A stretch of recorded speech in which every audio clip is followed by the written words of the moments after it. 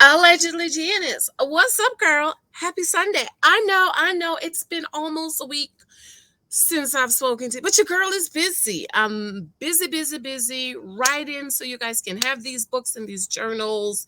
But I miss you. But I'm here to talk about Aretha Franklin's Respect movie. Did you watch it?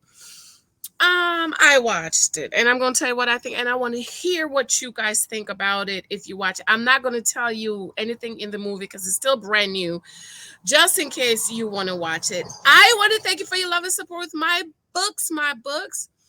Last month, my journal beat out my number one bestseller book, Word of Wisdom Journal. If you haven't picked that up, be sure to pick it up. But this is my number one bestseller, and I realize that every time a new book comes out, it beat this book for the month. And listen, it's Thanksgiving season is coming. Moments of gratitude. I know this book was released not during Thanksgiving season, but Thanksgiving season is coming. As you can see, the leaves behind me are turning. And of course, my other number one book is The Naked Wife. Yes, and of course, my newest dating book is 10 Years a Girlfriend, honey. I am sitting on the other side of my porch, okay? Because you see, the sun was coming up over there, girl. And then I moved over here, and that gleam in the back. But anyways, real quick, be sure to check out my Bible study I did on some of the Bible. And of course, I will be going live on Janice Hylton to talk about Put a Ring on It. Okay, so I watched the movie, came out. My daughter loves me, Lexi. We love any singing movie, anything that has to do with singing, we love it. So she wanted to go see it. I said, Lexi, I really don't feel comfortable with going to the movies. So I said, you know what? Let's just give it a week or two and see if it comes out on demand. Sure enough, it came out on demand, and I ordered it for her. She watched it Friday night, and I watched it last night. I couldn't watch it when she was watching it. And I must say I'm disappointed. I am really disappointed. I don't know. I don't know if I have time, but I need to kind of look into who was it that did the movie. I don't know. Was it a new producer? Was it a new movie maker? I don't know, because it came off real amateur to me. But at the same time, I have to remember that I'm a writer. So, as writers, we see things differently than regular people see it. And so I don't know if that's my bias, because I'm like, there was no resolution for me. Okay. There was an incident that happened in the beginning. And I'm like, okay, throughout the whole movie, I'm like, every time something happened, I switch booty cheeks. I'm like, okay, they're about to resolve it. Didn't resolve. Okay, they're about to resolve it. And it was never resolved. There was no resolution. And I'm like, why did you traumatize me without giving me a resolution in the end, right?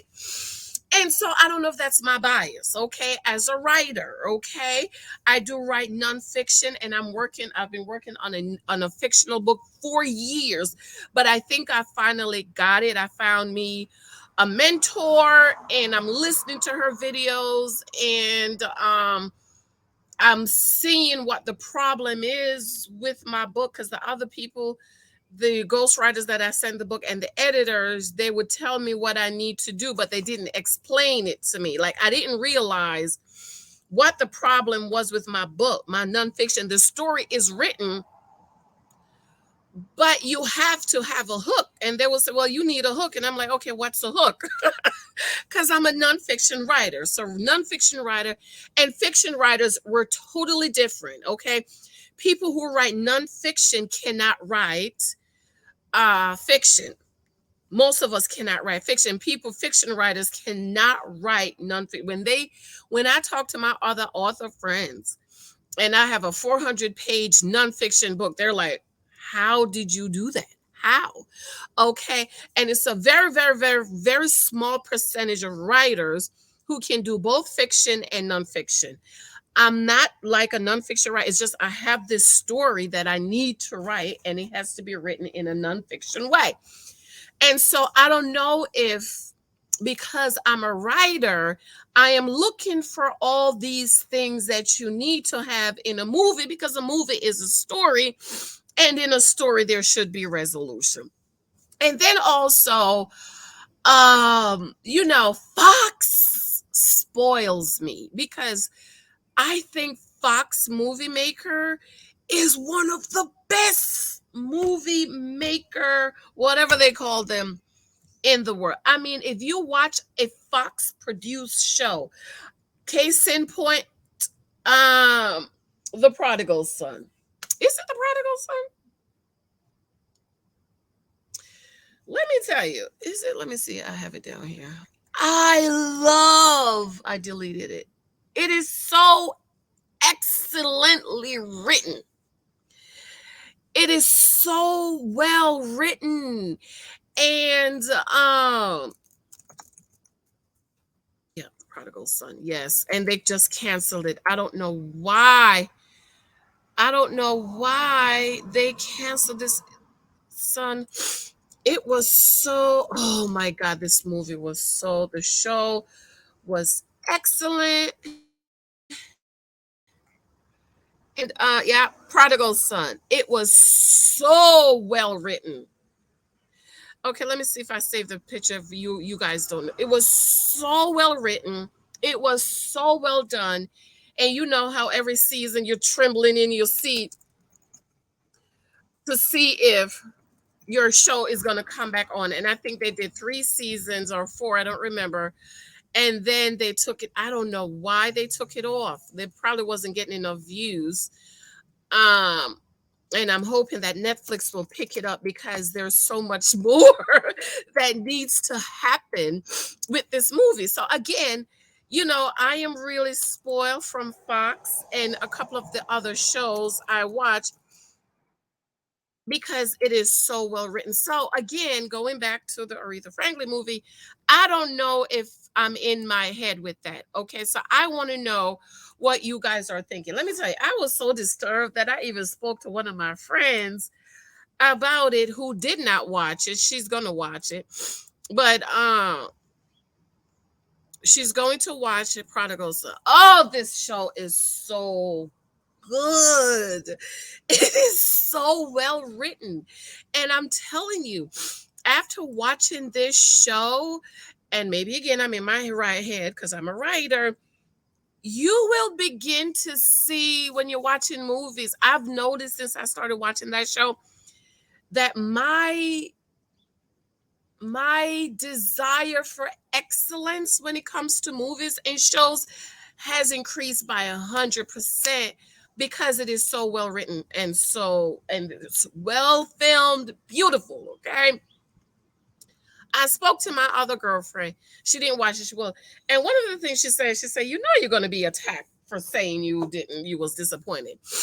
And I said, I know, right? Because with people of color, most of us, we don't want to be criticized, right? We don't want constructive criticism. We just want you to say, I love it. It was great. Even if that's not true. Even if it's not true. Or even if that's my opinion, that I was disappointed in the Respect movie. And I just think that there could be more. There was no resolution. I'm going to be attacked because I say I don't like it, because as people of color, most of us, we don't want truth. You want me to say it was excellent, it was great, yes, it's the best movie ever, even when it's not true for me. Okay, so this is why I want those of you who watch to watch and let me know. I'm not going to tell anything that happened in the movie because it's new. Okay, but I just wanted to talk to you guys about my disappointment and how, to me, I just didn't feel as if there was no resolution. It was like this happened and then it wasn't tied in. It was like, why is it there? If this happened and there's no resolution, why did you mention it? Like, I could have watched the movie and you not mention this, because in movies and shows and books, you need to tie up all the loose ends, right? You don't need to have anything hanging out. You just need to tie up all the ends so that the watcher, the reader, can have like, oh, this was good. You know what I mean? Like, even if you was traumatized in the movie, at the end, there is some resolution. Okay. I don't know who the writer is. I don't know who the producer is. I don't know. I don't know if they're new people. I don't know. And maybe somebody can do the research for me and let me know. I'll probably look it up because, if it's a new movie maker, then you'd be like, oh, well, they're new. You got to give them time to perfect it. But then if they're not new, then you're like, okay.